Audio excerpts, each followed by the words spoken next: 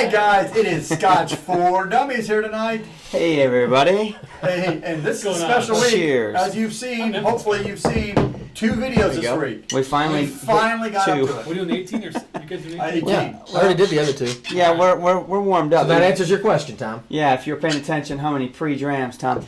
As many as we can. Welcome to the show, you guys. We put 2 videos out this week because we want to talk about... Because we're crazy. Yeah. We're trying to get there on a regular basis, but it worked out perfect this week because of what we have and our special guest tonight. We started back in, I want to say, February. Was it March? It's been 3, maybe 4 months ago. We had Ben on with the international ambassador from Jura, right? And during that time, we weren't really allowed to talk about these bottles. We knew about them, but we were kind of nipped in the bud about saying anything. The New York Times got the scoop. Yeah, whatever, New York Times.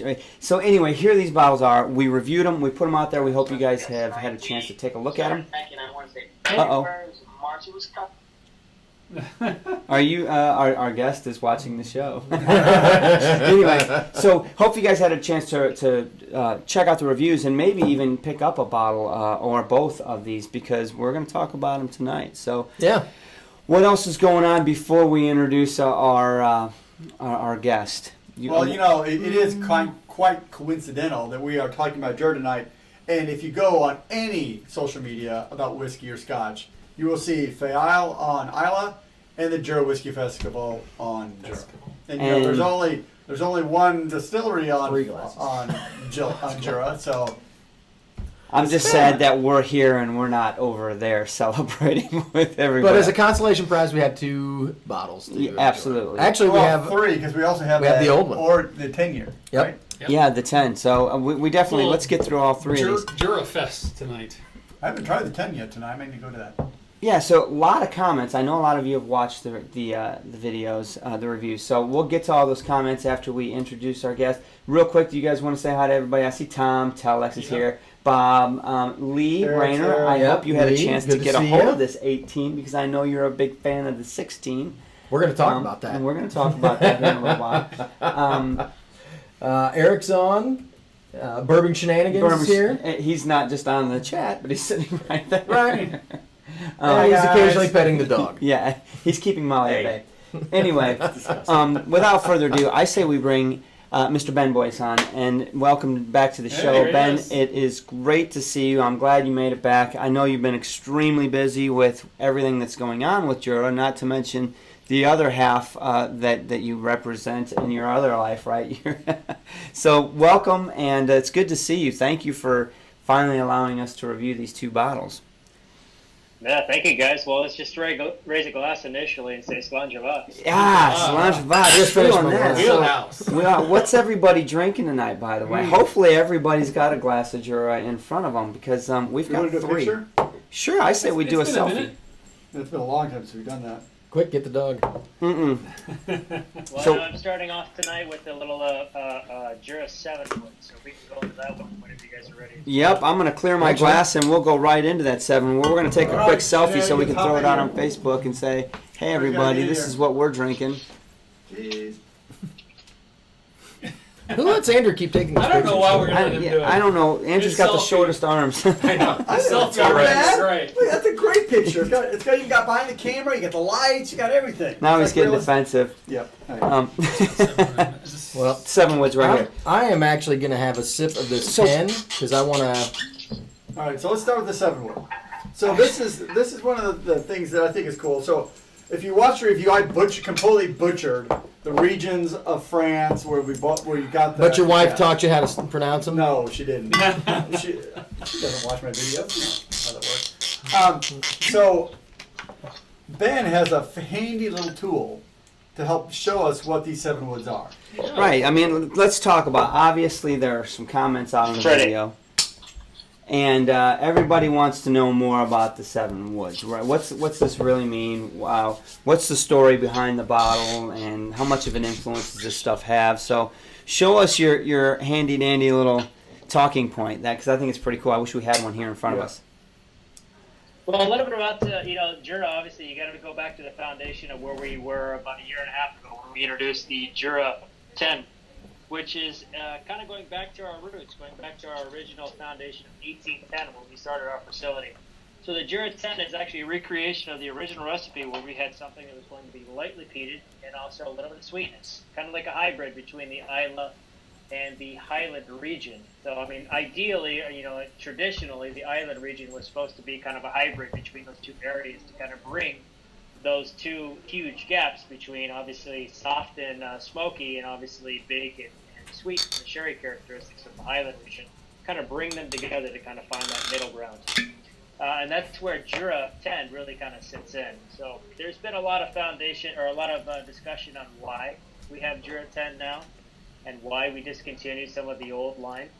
But to get into the 7 wood, you got to understand why we decided to go with the 10, and then eventually into the 7 and the 18. So the old expressions, wonderful whiskeys, been around for a long time. We did a lot of wonderful expressions, including using some unique maturation techniques, including using Oloroso sherry cask and using barrique cask from Bordeaux. But the idea behind it was to really create an identity. So when you're looking at the core line from the old Jura expressions, you've got Jura 10 origin, you've got prophecy, you've got a number of the other ones as well. So we've got 4 different expressions. Each one of them had its own personality, but none of them had any type of kind of cohesive or relationship that actually bound together. So there was no central identity who Jura was. We had one that was unpeated, that was only an ex-bourbon cask. We had one that was super heavily peated. We had one that was in sherry cask. We had one that was super heavily peated in sherry casks. So we hit the whole spectrum of the entire 6 regions within Scotland within those 4 expressions. So Jura is going back to the foundations of where we wanted to be, which is to really identify the island style as a specific region. So not a space side, not a highland, not an island, but an island region, which is going to be the culmination between a little bit of peat or smoke and a little bit of sweetness, or in the Jura 10's case, the Oloroso sherry butts. And that's kind of the foundation of where we wanted to start. So we started this expression, Jura 10, right around about a year and a half ago in the United States, and it was a test to really kind of see how it would take off. So we had in the United States just the one expression, just the one SKU for about a year. And over the period of a year, we realized really quickly that there was a lot of excitement behind the brand, not just because of the really kind of going back to the foundation of our roots, but really kind of rebranding the actual whiskey itself. So a little bit leaner bottle, as you guys have seen, right, from the old expressions to the new expressions. A little bit skinnier, a little bit taller. It's like, as Derek Ramsey had mentioned when we did our first podcast, it's like Jura went to the gym and got a little bit of a workout. But the same foundation of the actual, like the curve in the actual bottle itself was designed specifically for maritime shipping, where the bottles themselves wouldn't move around too much and they wouldn't actually break with pressure points. So a bottle that's designed still from the original design of maritime shipping, over 200 years ago. But when we get into the foundations of Jura 10, it's about really creating the identity, and it's about that light peat, and it's about that little bit of sweetness. And all of our whiskeys from this point forward are going to be based on that particular style.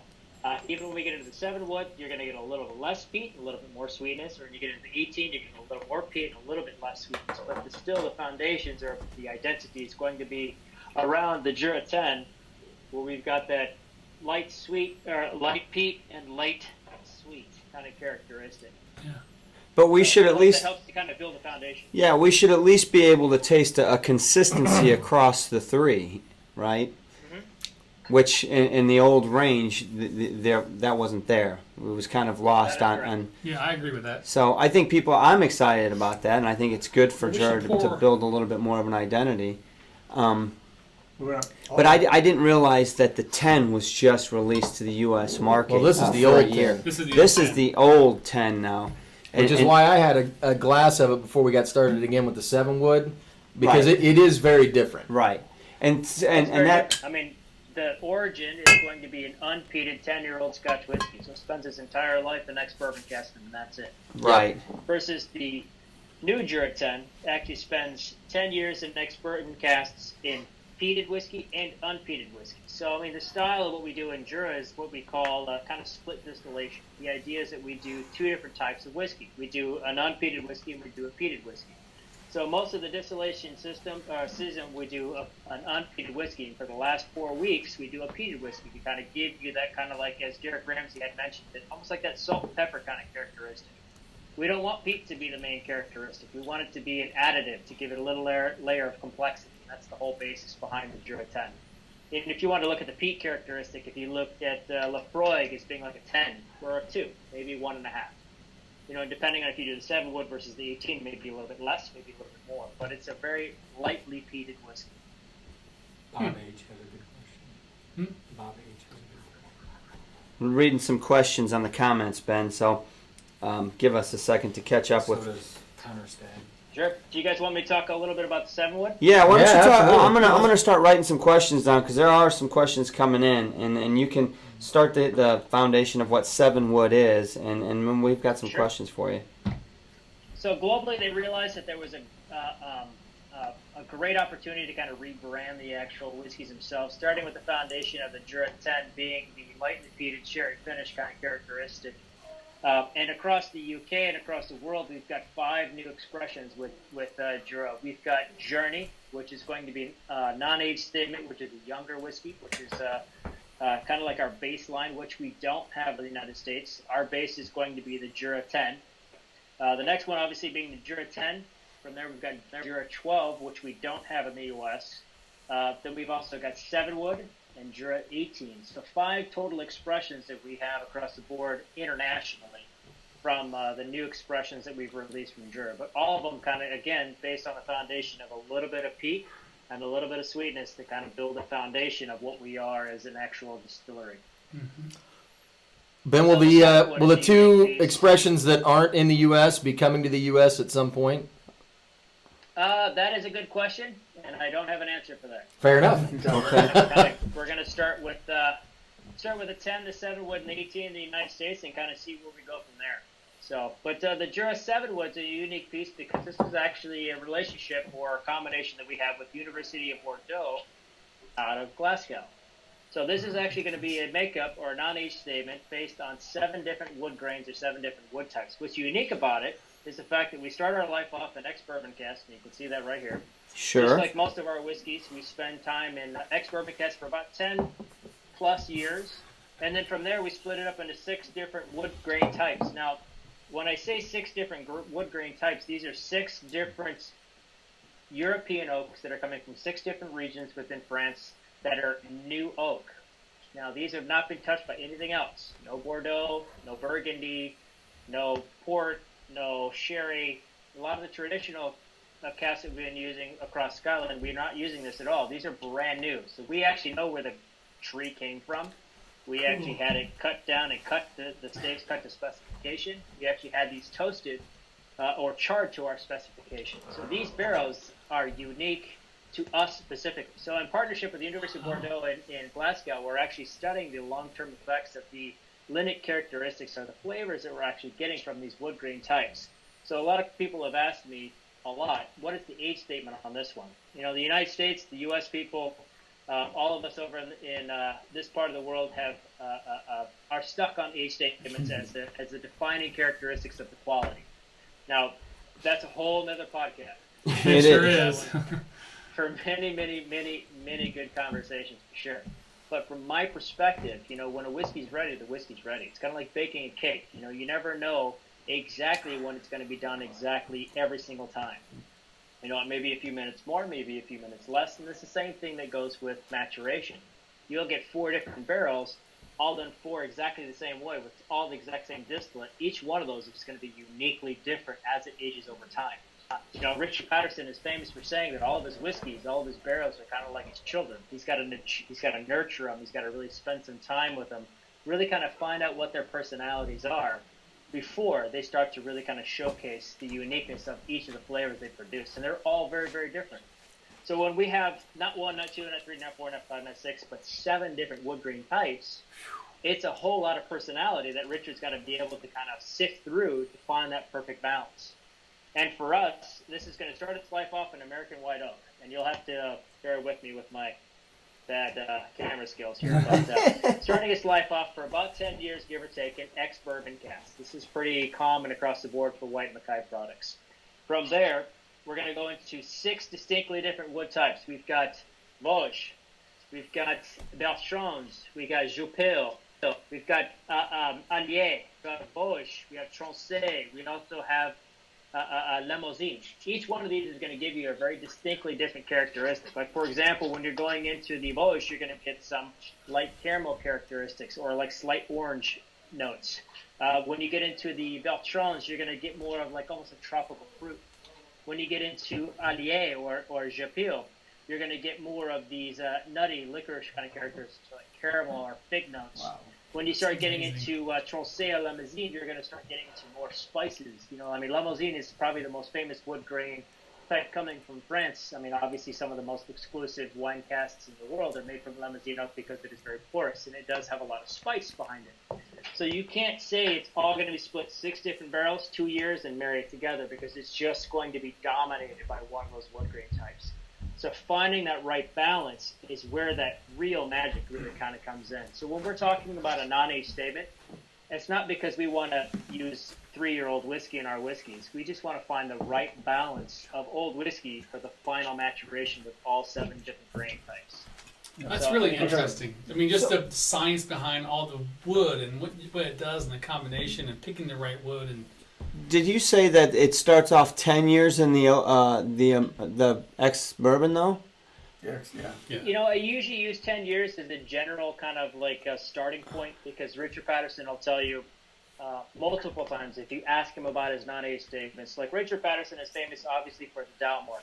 And he's got some great whiskeys with the Cigar Malt, with King Alexander, and of course the new edition with the Portwood finish. We're pretty fond. These are all non-age statements that are designed specifically to kind of showcase the uniqueness of maturation, not about the long-term effects of the actual barrel. Because you can have a whiskey that sits in a barrel that comes from, a warmer, more tropical region within the world, and it could spend 2 years in a barrel and just be ruined.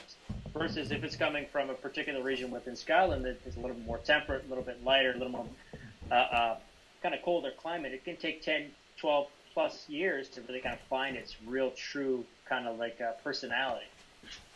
Okay, yeah, that's true. But then after it comes out of that ex-bourbon, it's split up into 6 different woods. In other words, all the liquid all the liquids don't go through each one of those casks. It's a marrying of it gets divided up, and they all go into their own barrels, and then they come back together at the end to make this bottle.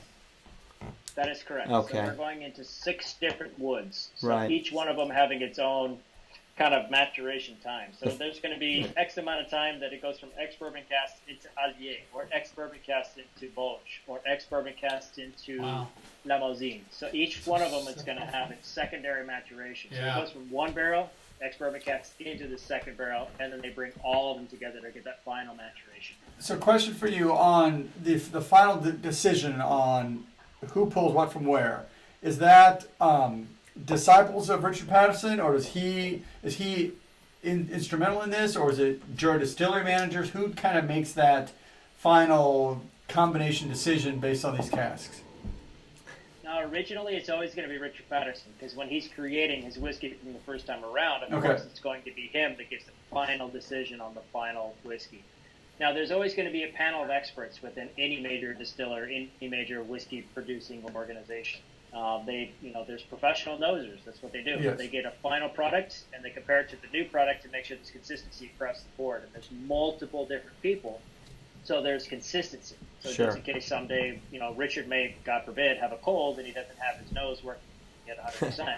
We still have a consistent product across the board. So the initial product, of course, it's coming from Richard, but then secondary, it's going to be all the obviously quality control from that point forward. So the 7 wood is going to be a standard core range, right? Correct. So Okay. the 10 wood, the 7 wood, and the 18 are going to be the standard core range, and you're going to see some other expressions as time goes on, including probably a 21, a 25, if not older. I like Okay. to hear that. Very So good. there were a That's couple awesome. questions from the Yeah. comments. The first one is kind of a lighthearted question. Since the 16 is gone, what are the inhabitants of Jura getting paid? Is that what it was? Bob had asked the They question. get the free Yeah, dram, right? they get a free dram of 16, but now 16's gone. What do they get in replace it? So what are they getting? Are they getting the 18? You guys are breaking up. I'm sorry. Oh. So if the 16 is no longer available, what do the Jura residents now get for their free monthly dram? Being that there's less than 200 people that live on the island, I think they could probably much take their pay. What you want? No, so What you want today? one of our subscribers wanted to know if you could talk a little bit more about the level of char or toasting that you use for each one of the woods. Is it different for each of the 7 different woods, or is it just a standard, hey, we want it toasted or charred this much, or how's that decision made? This 7 wood wasn't something we came up with in a marketing room 2 years ago. This is something that came across Richard's idea, good 10 years ago. So, Yep. it takes a lot of time to really kind of create a masterpiece. This is a very soft, very subtle, very balanced whiskey.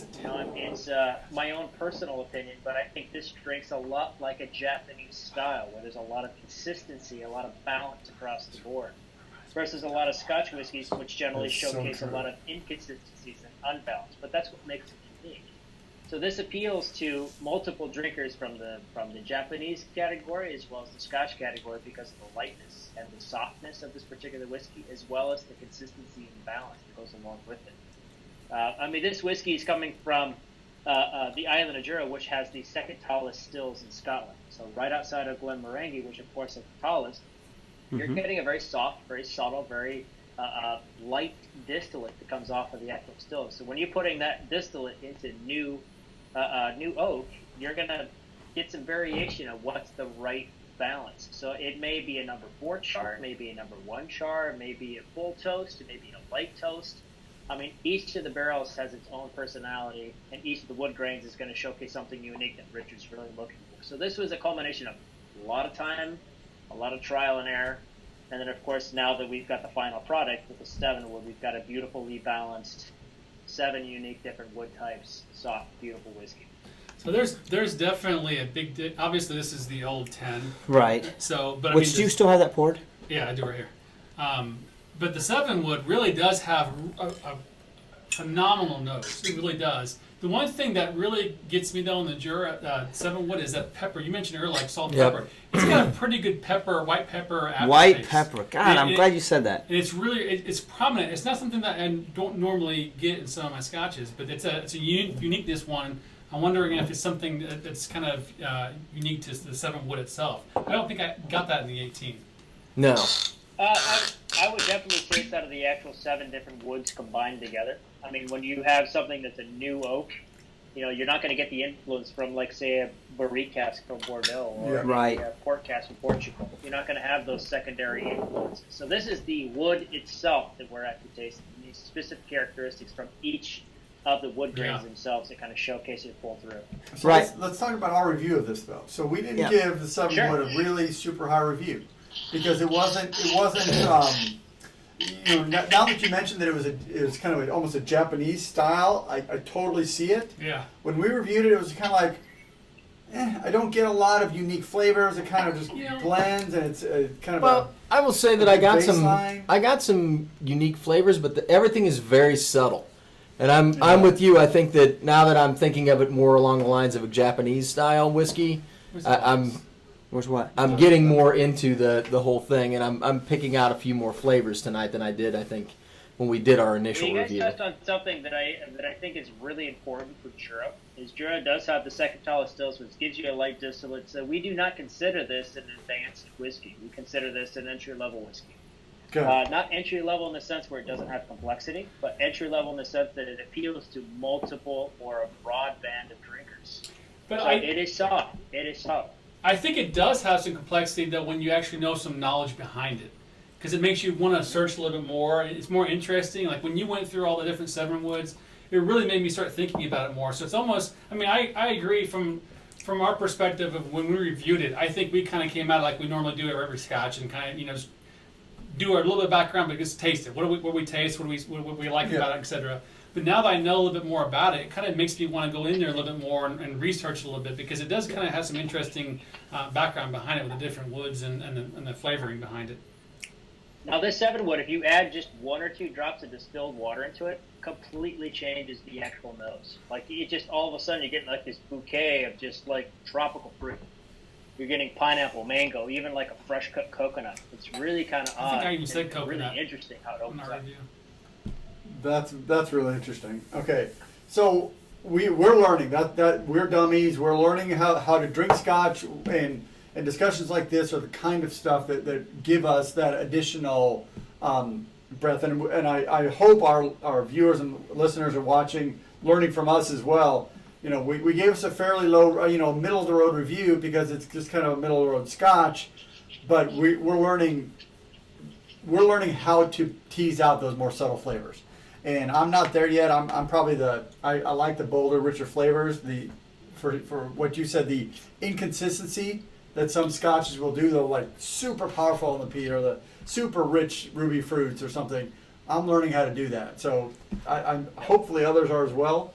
But we probably need to Well, I move mean, on. when you're looking at Go ahead. When you're looking at even the Speyside region, you've got 27 distilleries on the River Spey. Each one of them is very different. Yes. I mean, Absolutely. There is no That's consistency true. across the board when it comes to those particular whiskeys, and it really depends on what you're going for. I mean, it's for me, for Scotch, at least for my own personal development, the more I get into it, the more I realize, bluntly, I don't know a damn thing about Scotch.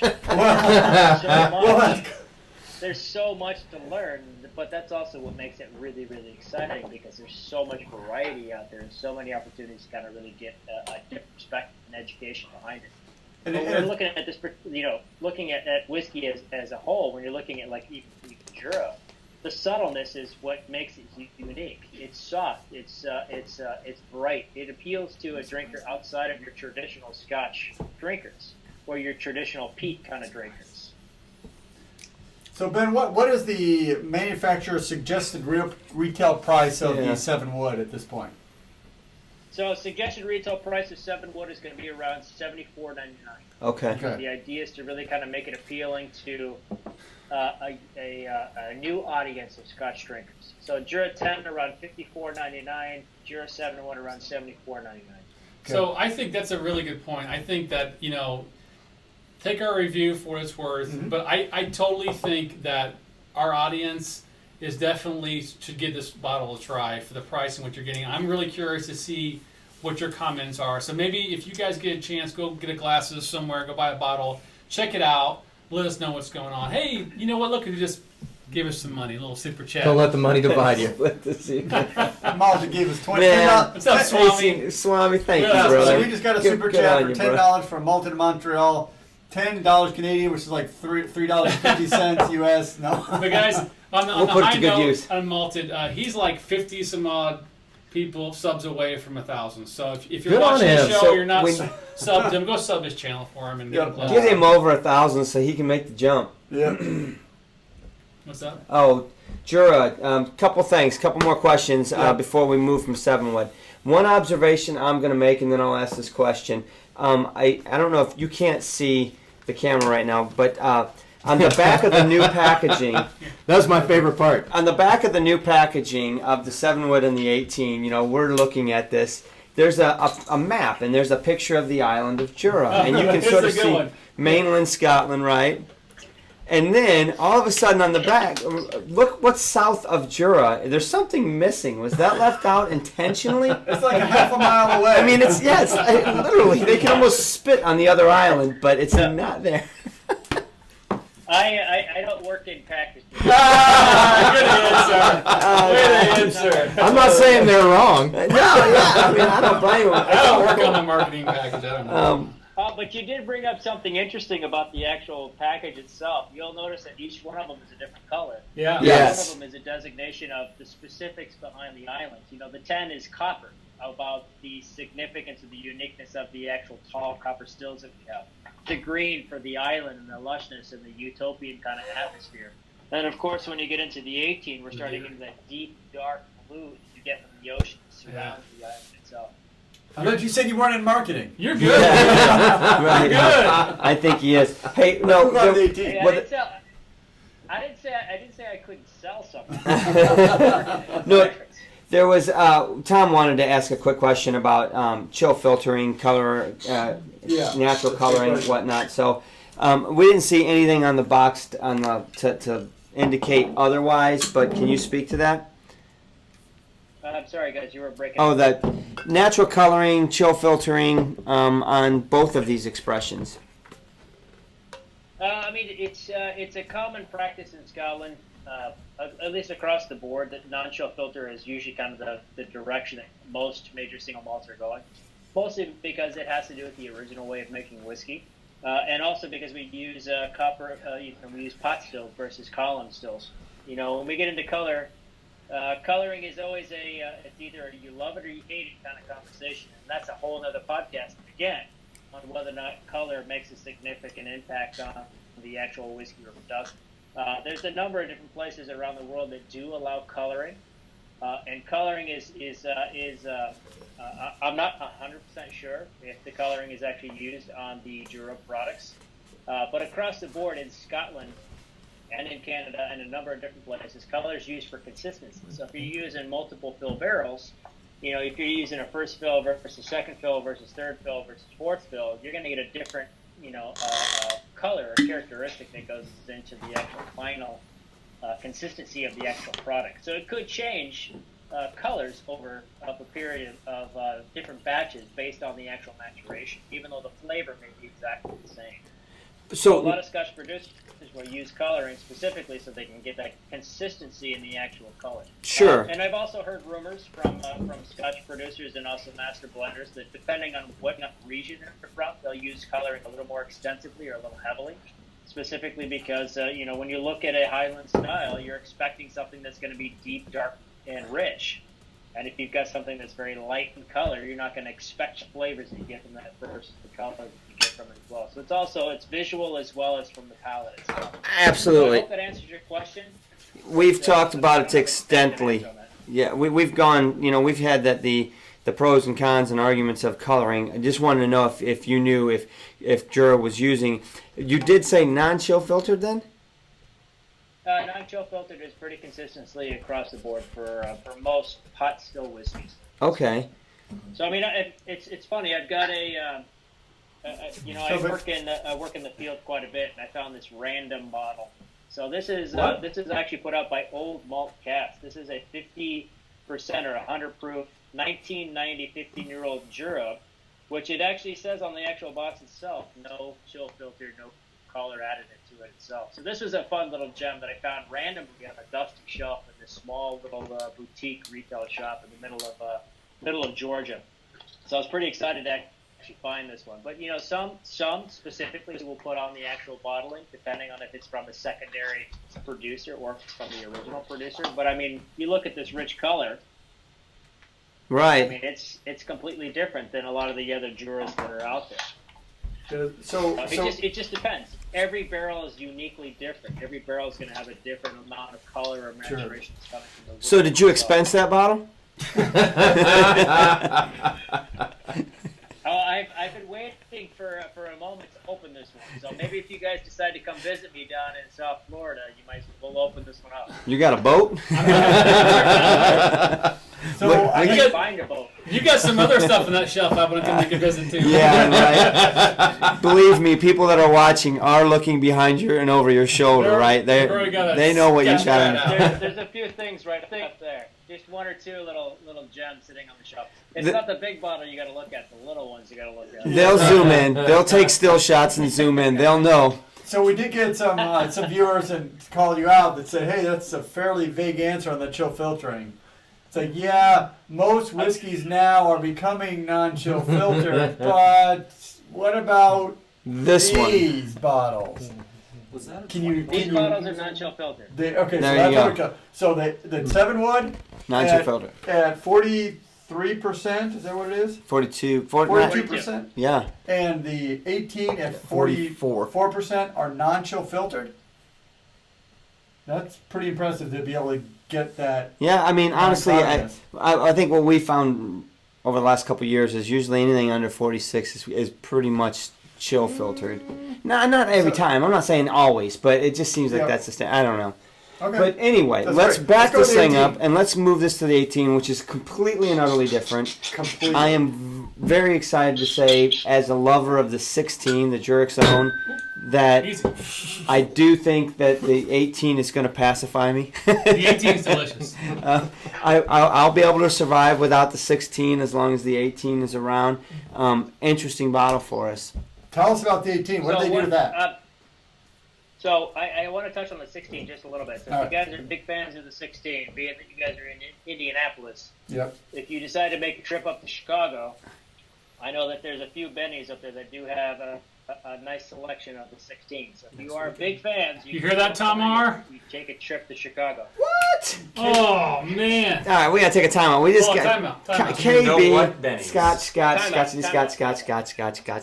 But I definitely wanted to touch a little bit about the difference between the 10, the 7-wood, and the 18. They're all very different whiskeys. Yes. And you know what really kind of showcases Scotch, especially single malts, outside of any other major spirit in the world.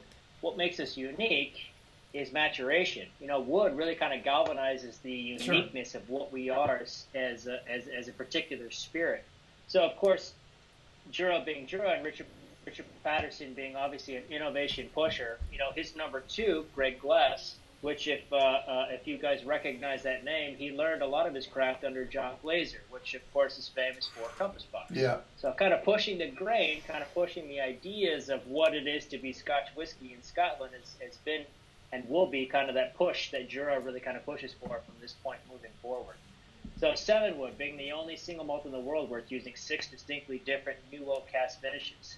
You know, when we start really defining the actual, island style with the Jura 10 being that slight peat, slight sherry kind of characteristic. 18 kind of does that same thing. You know, this is 16 years in ex-bourbon cask, and then it's 2 to 2.5 years in female crew barrique cask from Bordeaux. These are first growth Bordeaux casks. These are some of the most exclusive, more unique wine casks that you're going to find that produce some of the most exclusive and expensive bottles of wine that you're going to find on the actual shelves themselves. I get it on the nose. This is the only 18, and you guys are also a little more of a well-rounded experts than myself, but this is the only 18 that I know of that is actually going from ex-bourbon casks into Cabernet Sauvignon, and that's it. Yeah. I can't think of another one. No. And it does wonderful things for the whiskey. Because most of the time, once you hit that 18, it's like, no, this is we're going to keep it in our standard barrel for that amount of time and just pay and sell the age. You're not going to take the age and then enhance it because you just sell an age. There's no advantage to adding different bottling or casking. For those of you that are, especially you guys behind the camera, you got a chance to go from 7 to 18. These are very, very different whiskeys. I mean, you're going from like soft, beautiful, light to just rich, dark. I mean, you're getting a lot of dark chocolate, a lot of currant, a lot of characteristics that you get from a good Bordeaux. Rich dried Even on the fruits finish, you and get some of those beautiful tannic notes that just kind of really get you excited and ready for that. It's good. That next sip of the whiskey. It's good. When we reviewed it, or last week, guys, right? We actually didn't want to compare it to the 7 or the old 10 or whatever. We did kind of compare it a little bit to the 18s in the market. You know, is this comparable from a quality and flavor and nose perspective Yeah. as well as from a value standpoint on a price point. And we found it to really be in the same price point as pretty much the other 18s in the market, right? I mean, Well, it's less than like a Mac 18 and less than an HP 18 for sure. Highland Park. sure, it's less than a few, more than one or two, but it's right, it's par right for in the that course. average, It's in and- the ballpark. But I think from a quality standpoint, it's very good. I think it holds its own. I think it stands with them. I'm going to give it a 3.5, I think. I mean, it's. Yeah, you and I gave it a Interesting. 3.5. Goes back to your point earlier about how you're kind of keeping a very similar taste between them all, and you can totally taste some of the distinguishes of Jura, the Yeah. 7 wood in here a little bit, but this is so much deeper and richer, and like the hints of dark chocolate and fruits and other things that we tasted earlier. I mean, but you can still like. I'm getting to the point where I can almost taste a lot of different distilleries, right? If you gave me this glass, I could probably pick out it's Jura. Now. I can now. Now. Yeah, because I was drinking that old 10 and it's like completely different style. It doesn't taste anything like the current style. Yeah, but you Well, can one of taste one the of things similarity that I did between hear these two. from you guys, because you're cutting out just a little bit, but what is comparable as far as other 18s within the market? If you stick within just the island region itself, I think I heard Highland Park kind of thrown out a little bit.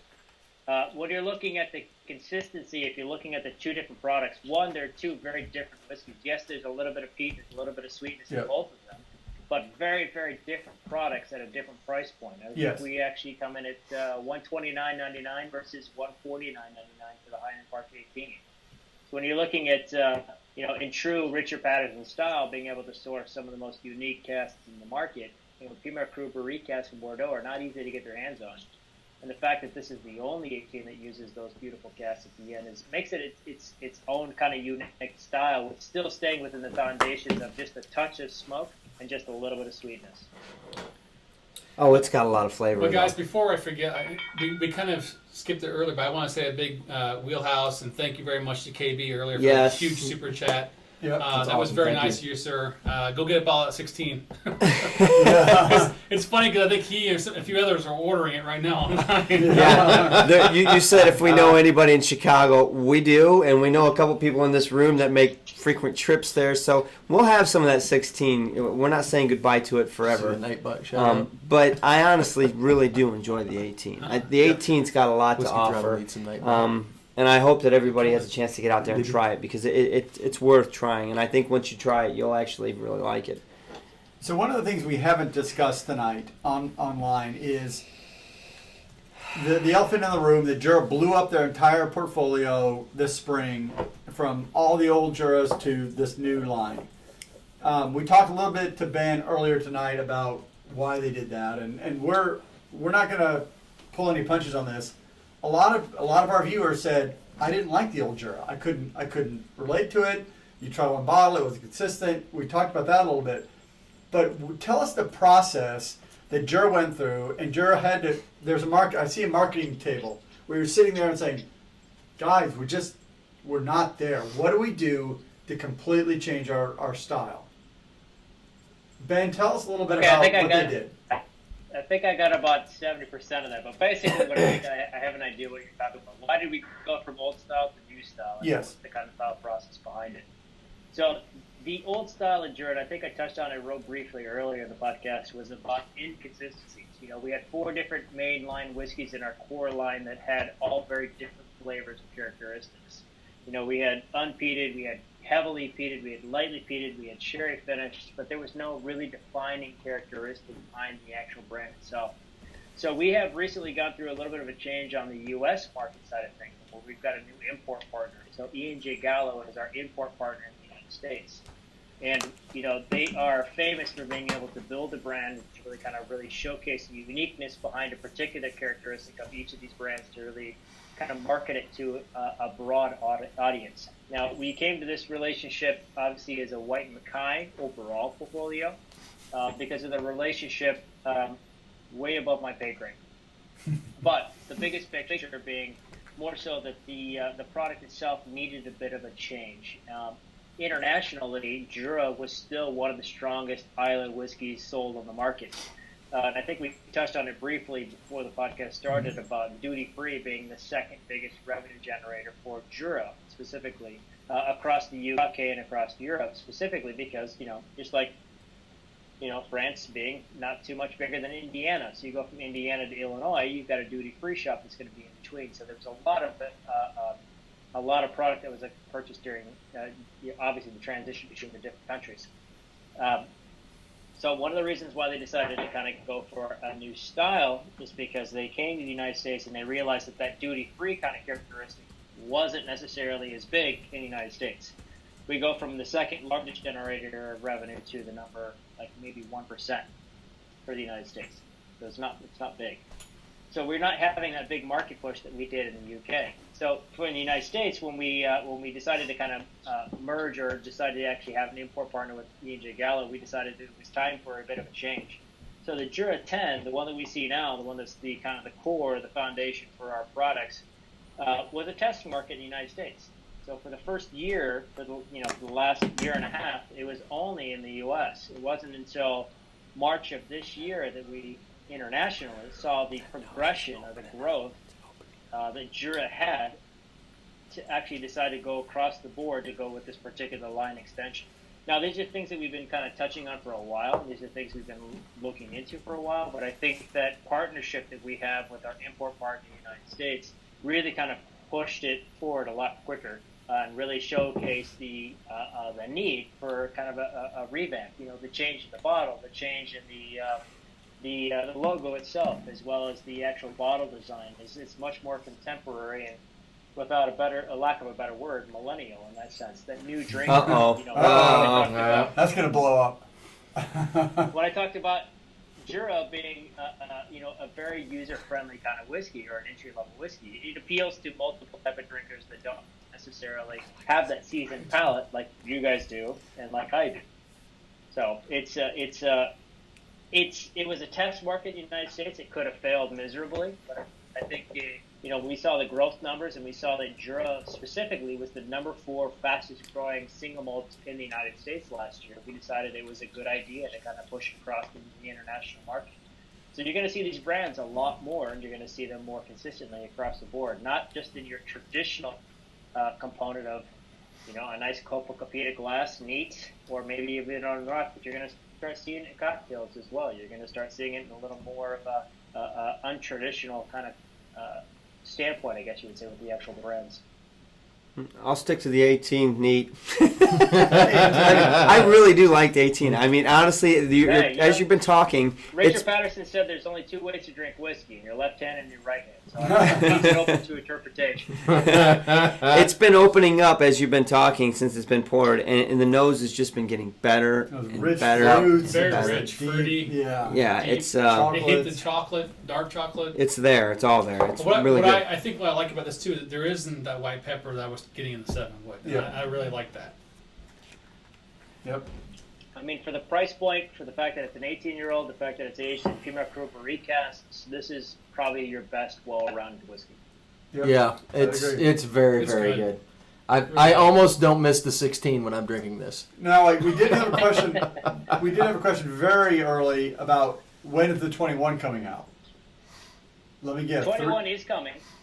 3 years So from there now. are some of the old expressions of the 21 that are out there. So you see them, buy them, because they're collector's items at this point. But if you have a taste for a 21-year-old whiskey, we will have some 21s that come out. I don't know when, but it's probably going to be within the next couple of years. This is 21. Okay. That's the one thing that makes a 21 unique is it takes time, obviously, to make that particular whiskey. And will that be styled in the new style or the old style? It'll be in line with the original core identity, which is going to have a little bit of smoke and a little bit of sweetness. All right. Mm-hmm. Very good. Well, I'm a big fan of the new style. I am too. Well, that new 18, yeah. I had a taste of the old 10, and it tasted disconnected to me. Yes. And not just disconnected from the current style, but it within itself, it was, yeah. I'm very happy with the new style, especially Very good. This 18 is wonderful. Yeah. So check our review online if you haven't already. I gave Sean and I give it a 3.5 out of our possible 4-finger pour. So it's one of those ones you really want to drink. They give it a 3, which is still very respectable. Yeah, it was a 3.25 review. Even at the $120, the $130 price range, Well, that's what we're paying for other Yeah, for 18s that 18s, we yeah. really like. I mean, honestly, it's not overpriced at all. I mean, No. hey, I've got a bottle of HP 18 at home, and that's $1.50 to $1.60. I don't know So anything about that. I haven't seen that bottle. I don't think. damn right you don't. Damn right none of you do. So we did have one last question from Richie Z about are there any Jura Travel retail only bottles? Oh, there's Yes, Travis. in fact, I just got an email. It's actually just been recently announced that there are going to be 4 expressions for Jura that are going to be exclusively travel retail. Now, I don't know the details behind them because I just got the email literally this morning. But they are being introduced, and they are going to be launched internationally within the next week or 2. Very cool. Nice. Hey, Very There cool. you go, Richie. I Asking you happen good to questions. be doing some international travel in the next month. Oh, I'm really? gonna have to find some new Juras. There you So go. do I. That's all There you right. go. Nice. I can tell you that I'm going to be going to Scotland in the next couple of weeks, and I'm going to be keeping an eye out for those beautiful expressions. Oh, that must be nice. I'm gonna be going to Scotland in a couple of weeks. We're dying to go to Scotland. Yeah, so if you Hey, need a- hey, does Jura offer internships for 4 dummies? Yeah, I'll flip some malt. yeah, We can do some work. I'll turn grain. I'll fill barrels. I'll I'll carry work the in barley, cooperage. whatever they need me to do. I'll work in the cooperage. I like to learn that. We'll work for glass. We'll work for we'll work for Scotch. We'll Just fill it up. definitely You'll get one sidebar on dram this a one. We month. can talk about this one. Will do.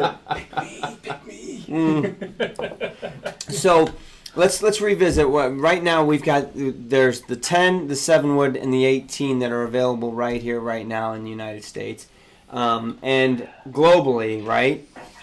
But there's 2 more bottles that are available outside of the United States. Yeah, just in the UK specifically, we've got the 10 and the Journey. So a non-age statement and a 10-year-old. No, the 12. The 12. The The 12. 12. The 12 in the Yes, journey. The 12. You're right. I'm sorry. Yeah. It's the 12 in Journey. And what's Journey about? I need to do a Don't little stop more believing. research. I'm not gonna lie, I haven't had a chance. They haven't sent me any sample bottles of that. I've been asking, so this Well, will I guess also you- be on my list when I head over to Scotland in a couple weeks. All right. Well, we'll have to catch up with you the next time. And you're gonna. Well, you are not going to be traveling to England, are you? I'm going to be in Austria and France and Czech Republic in end of June. So What? You're right across the street, man. Just hop Have a little over. bus over, and you're good to it's a go. long trip. Well, from the Czech Republic. it is. Yeah. No, in the Paris airport and the Heathrow airport, you'll find those other expressions. So Correct. Get on it. Charles de Gaulle, we'll find it there. There you You go. know there's a direct flight from Charles de Gaulle to Indianapolis? What? Win. No way. How Yes, about there from is. Cancun to Indianapolis? No, there's not. I found the one flight that's the direct flight from Miami to Glasgow. It's a little over 7.5 hours. That's not too bad. That's pretty good. That seems all right. I thought he was going to say it's a little over $7,500. I was like, that's probably true. It's that too. Yeah, exactly. Oh, jeez. Stupid airline. So while you're on, one of the standard things we do on a Thursday night is a little bit of Scotch in the news. And so we got a question for you. You know, Macallan is releasing their 72-year-old bottle of Macallan, roughly $60,000. What's the oldest expression that Jura has still in a cask? No pressure. Oh boy, that is a good question. I know if you go on to Bar Reserve, you can actually find some of the original the Jura 30-year-olds. Which, if you haven't had a chance to buy one of those, do it because they're about $400 a piece. It's probably the best 30-year-old investment you're going to buy into. Jura 30. Wow. Absolutely fantastic drams. But until we get the 21 released, we're not going to be releasing, at least that I know of, any older expressions until we at least get some of the foundation Huh. with our new expressions. That makes sense. So now if we're talking about this brand, Dalmore. That's a So different that's a primer. Just put the portwood up. We're gonna have- guns. We are going to Not looking. have discussions about Dalmore coming up. So Ben also represents the fine brand of Dalmore, which we're a fan of. Other viewers are not fans of. That's But fine. Some of the bottles, some of those, if you'll zoom in, those little bottles behind him. He may Are not the- want to talk about those bottles. Yeah, that's a fair point. Look, what are you showing up there? We missed That's the that. portwood. The Dalmore Portwood. So yeah, that's a teaser for the next time that Ben's on. We will be having him on to talk more about the entire Dalmore experience and I'm everything. really excited about that. I love Delmore. I don't know. care what these guys say. I'm a big Delmore I fan. care less. It's good whiskey. Yep. I'm gonna drink their share. I'm gonna drink your share. So you might have coloring, you might have chill filtering, but if the flavors are great, King Alexander's are one It's of good our stuff. first number one. There First it number is. 4. Yeah. You know what? Since we're talking about that and your next visit coming out, I'm gonna have to throw out a shameless plug. I told my wife today at dinner that we were gonna have you on the show, and that we were gonna be talking and scheduling Oh, Delmore, yeah. and she said I might have to be a guest on that Nice. show. She wants a Love Delmore it. pin. Love it. So tell the Well, story about the Delmore. I mean, not to kind of like pose any threat to your guys' podcast, but women in whiskey is a huge growing category. Women in whiskey. Well, yeah. there you go. We need some women Not on our to street. go. We're trying to find some women that like to drink whiskey. We asked Mike to put on a wig and stuff, but he won't do it. Yeah. I don't need one right now. Right. Well, Lee's on right now. yeah. Lee, you should come up to Indy and do a show. We've had her on the show before. Yeah, she's been on the show, She'll be and back she's here. a huge fan of the Jura 16. So I Delmore really, says he's never Yeah, had a Delmore. she actually visited the Jura Music Festival. In Yeah, that's September a right. couple years Yeah, ago. she's been to the I music feel like we need to festival. send him one, right? Yep. Tom, are you serious? You've never had a Delmore? Dude, Dude. you're missing out. The cigar malt, the King Alexander, the 15. 15's good. 15's really good. I just need to go up there and show Tom a good time. Get Take some him up, Delmores. take some Delmores. And, Hit the town. So I wanted to talk. hey, Bob. I wanted to add one last thing about Jura before we Sure. cut that out. But so Jura is not exactly an easy island to get to. No.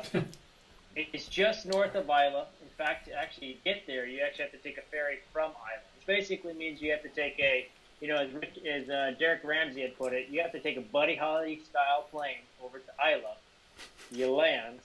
You take an hour tram all the way across until you get to the northern edge of Isla, and you take a 4-car ferry all the way across over to Jura. When you get to Jura, you've got a 1-lane road that only goes over 3/4 of the actual island itself. There's less than 200 people. In fact, the last time I heard there was 189 inhabitants of the particular island itself. It's more It's deer. the birthplace of a book that we all know so well and probably all had to read in middle school and high school, which is 1984 by George Orwell. Yep. So it is Wrote that a on very there. secluded, very independent, very Jura-esque kind of island. So there's only 187 people. There's one distillery. There's one town. It's the only single malt whiskey that's actually named about the people, the island, and also the actual town that they're actually in itself. True. So that's a unique piece about the island itself. And it's a little fun fact, they get about 12,000 visitors that come every single year. So despite having to take a Buddy Holly style plane over to Isla and then taking a ferry over to Jura, you still get about 12,000 visitors every year just to visit this small little town that has less than 150 people in it. Yep. So do those 150 people just drink a lot of whiskey? Because what else is there to do other than make whiskey and make drink whiskey? And kill deer. Yep. Yeah, there's a little over 5,000 red horn stags that live on that island. So there's, literally everywhere you look, you see red horn stags. So redhorn stags they're no joke. They're big deer, from what I hear.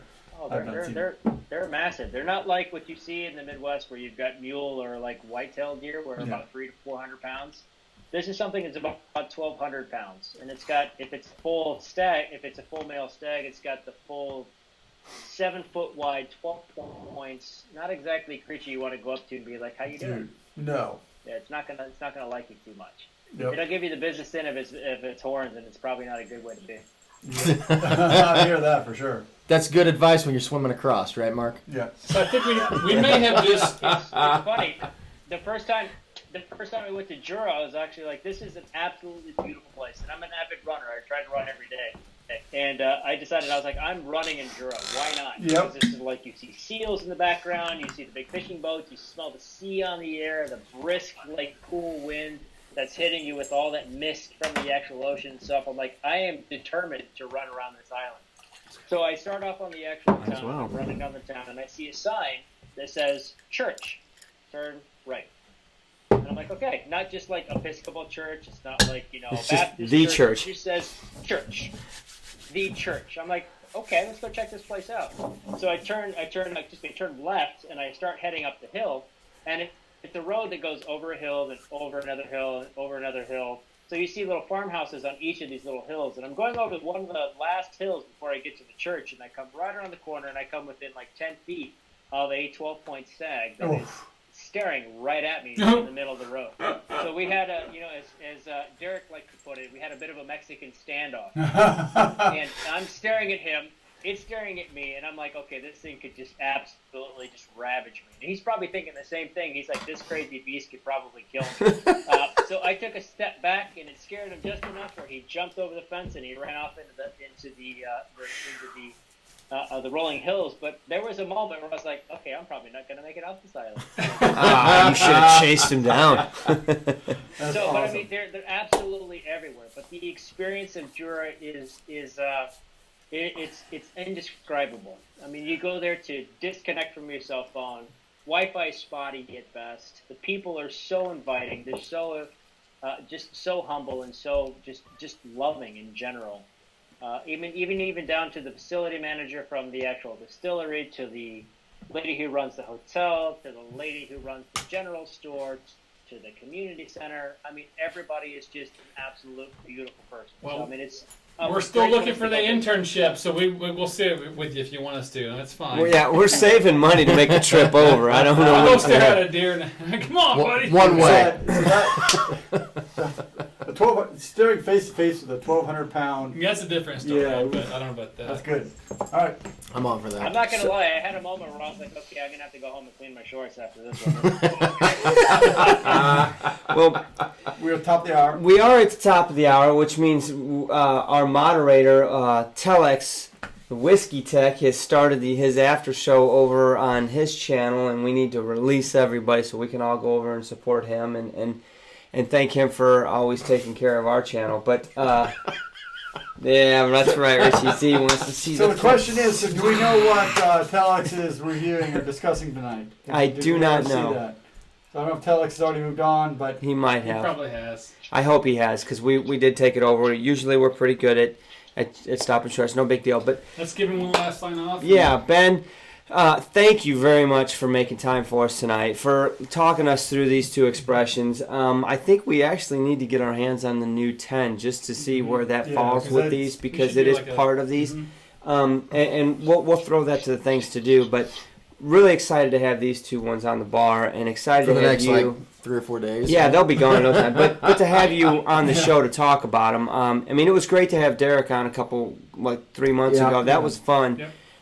But we really wanted to get these showcased because we knew about them then. So appreciate you coming on. We're going to give you the last word, or you could just take the last drink, however you want to phrase it. But thank you so much for joining, and we're going to pass it over to you Yeah, to thank you, close guys. us out. Appreciate your time. I appreciate everybody's spending this time, especially late at 10 o'clock tonight or 11 o'clock, depending on where you're at. But I mean, first and foremost, I'm a whiskey fan. I love whiskey. I love trying new things. I love getting a chance to get in front of people that know more than I do, and I love having a good conversation with folks like yourselves. So thank you again for having me on your show. At the end of the day, you can only learn from the people that are around you. There's no way that you're going to be able to understand or be able to get a well-balanced knowledge as an individual. So continue to try whiskey, not just Jura, not just Delmore, not just Shackleton, not just John Bar, but all whiskeys.